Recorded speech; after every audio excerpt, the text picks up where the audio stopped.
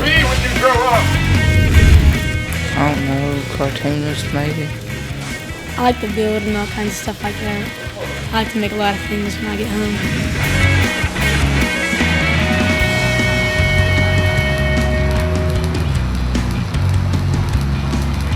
I have been planning on being a carpenter for a while. I like doing that hands-on stuff.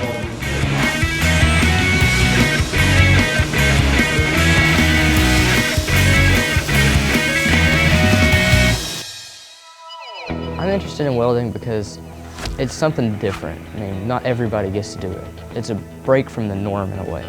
And it's just something that I really enjoy because you can build things. And as a kid, I really enjoyed Legos, so it just kind of works nice for me.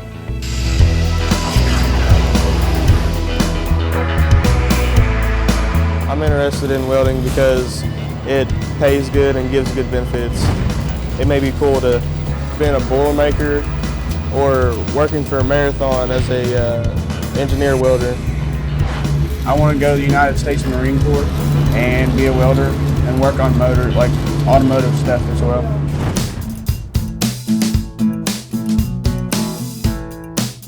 A lot of my neighbors that was welders, they was construction workers. I'd go out and watch them come in on the weekends, being a kid about 14, 15, 16 years old.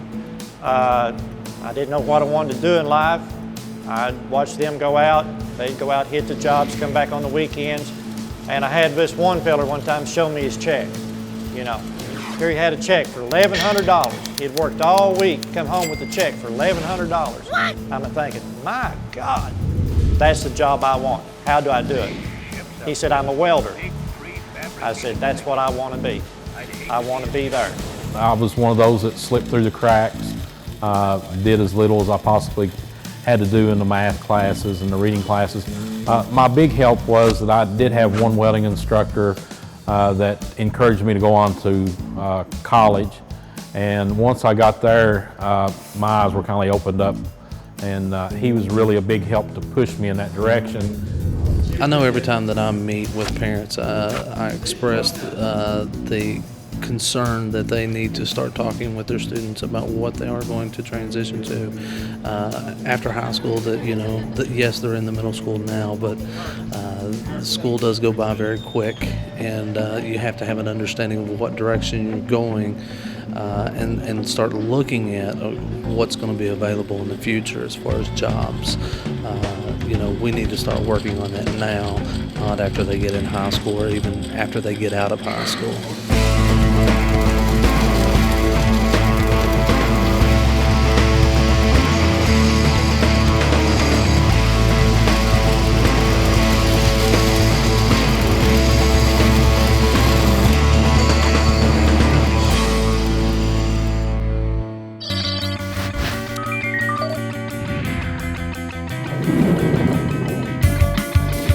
When I first started going to school and taking welding, they didn't teach a whole lot of math then. It was mostly just blueprint reading. After getting out in the field and learning, I had to learn a lot more math and had to understand there's a lot of math in the welding trade. You really have to be good with numbers, mathematics, trigonometry, a lot of formulas that you have to learn and be able to quote, you know, right off the top of your head. You can't always go to a book. You've got to know it.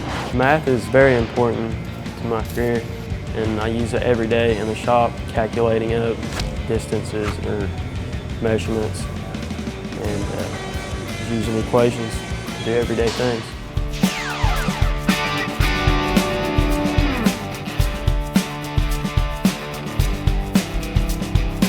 The sooner that students start to develop those math skills and take them to the highest limit of their ability is critical, because those math skills are what are fundamental, and it is irregardless of the field they're going into, whether it be welding, whether it be nursing, whatever that might be, those math skills have to be there. Math, like you said, is very, very important. I mean, everything's all about measurements, fractions, everything's got to do with numbers. I use it every day, whether it's reading blueprints or just measuring metal to be cut and put in different places. The simple stuff about how big a piece of pipe is.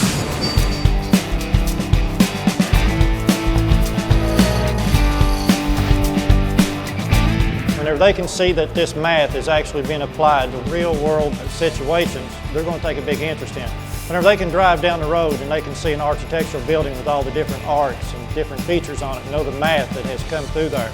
They can drive by the refinery and look down and see all the piping and say, well, them fellas down there have to know their math.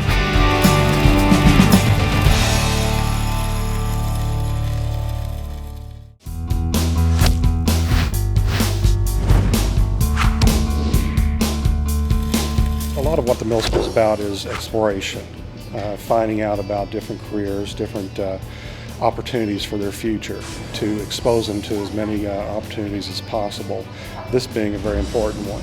I think it's a good idea for them to get involved, to see what they're interested in. A lot of kids are interested in the technical field, so it's easier for them to relate to this. I'm really excited about the welding project and the fact that we may be pointing our students toward their career and pointing them to a better life. The advice I would give to a middle schooler who has an undecided career path would be to try a little of everything. Take different math classes, not just algebra. Test the waters, figure out what you like and don't like. When I graduate, I want to go to college and learn to weld, like be a better welder. We have what they call dual enrollment.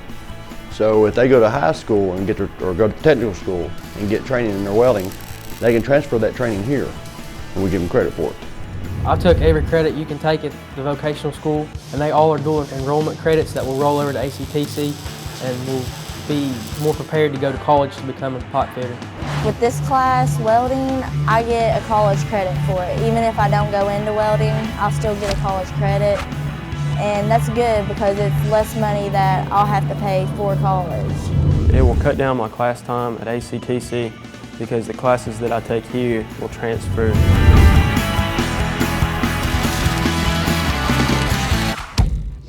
I belong to a labor union, and I knew about the program out at Ashland Community and Technical College. I knew that was the quickest way that my students could go into the workforce, by leaving here and going to that program and then going on into the apprenticeship. If I hadn't have took them, I wouldn't have learned how to weld as good as I am now. I mean, I've progressed farther, quicker. It's the only schooling that you can go to and get sent right out to work. I mean, right after you take all your courses. Where do you want to go? I can get you in any state in the country. I get requests every day needing welders.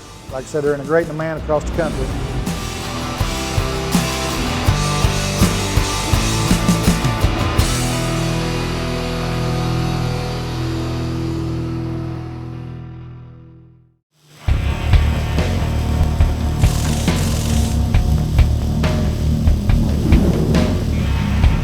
When I was a young man, I think I was probably about 14 years old. My neighbor down the street was a welder, and he would weld all the time. His brother would go down and watch him.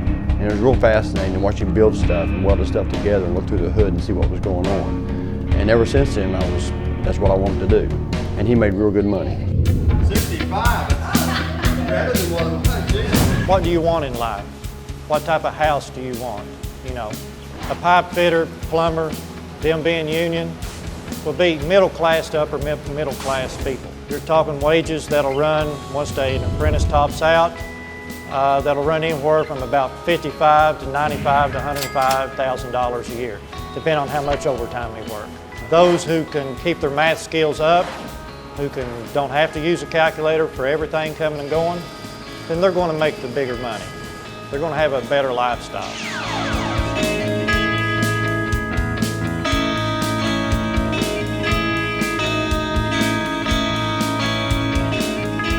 As a welder, I think I would live as an upper middle class American.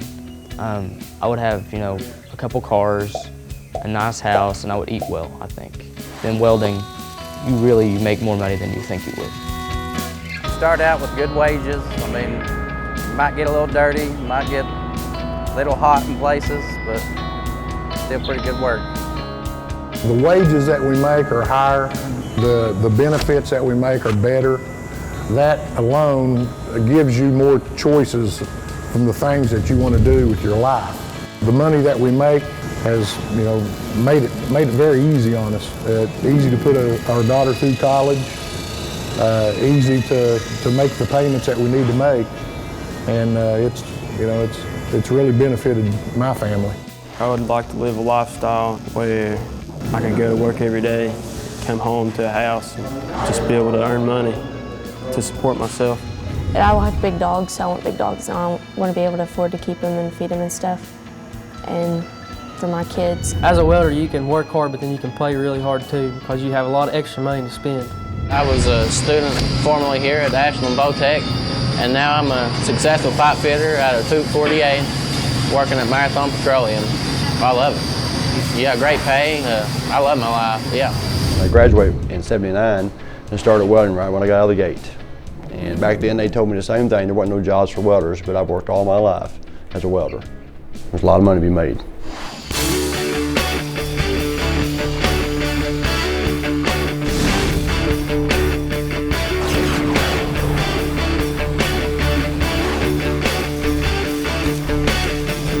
Drives economic development is the availability of qualified, skilled workers, and that's our role in education to provide that. I think education is all about economic development, and even here at the middle school level, we need to be pointing our students toward careers.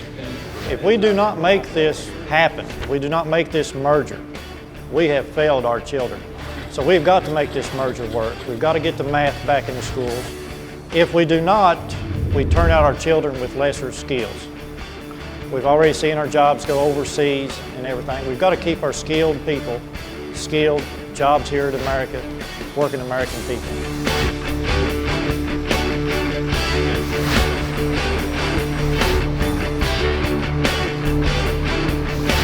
If you don't have the best education you can get, you're not going to make it through the first parts of the interview.